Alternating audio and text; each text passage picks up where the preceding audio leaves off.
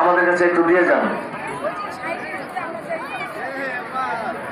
কোন মণ্ডপ এখানে আসছেন তাদের নামটি আমাদের কাছে একটু দিয়ে যান।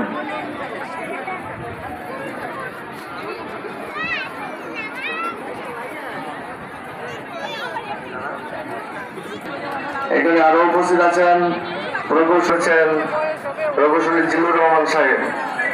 এছাড়াও সিটি কর্পোরেশনের বিভিন্ন বিভাগের কর্মকর্তারা উপস্থিত আছেন।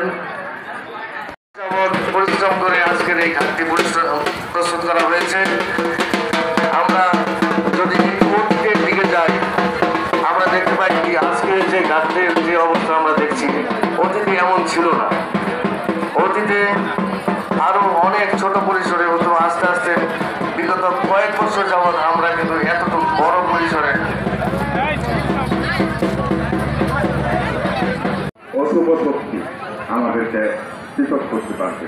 আমরা শান্তিপূর্ণভাবে সম্মিলিতভাবে আমাদের এই দেশকে গড়ে তোলার জন্য সম্মিলিতভাবে কাজ করতে পারবো। আমি বক্তব্য দীর্ঘায়িত করবো না।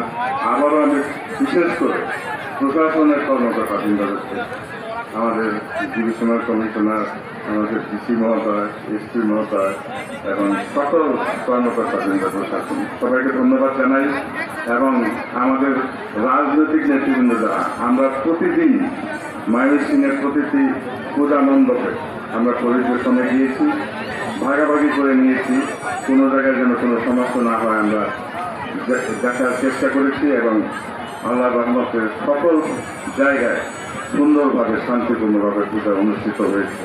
আজকে শেষ দিনটা, এই বিজয়ের দিনটাও সুন্দরভাবে শেষ হবে, এই আশাবাদ ব্যক্ত করে আমার বক্তব্য শেষ করছি। সবাইকে ধন্যবাদ।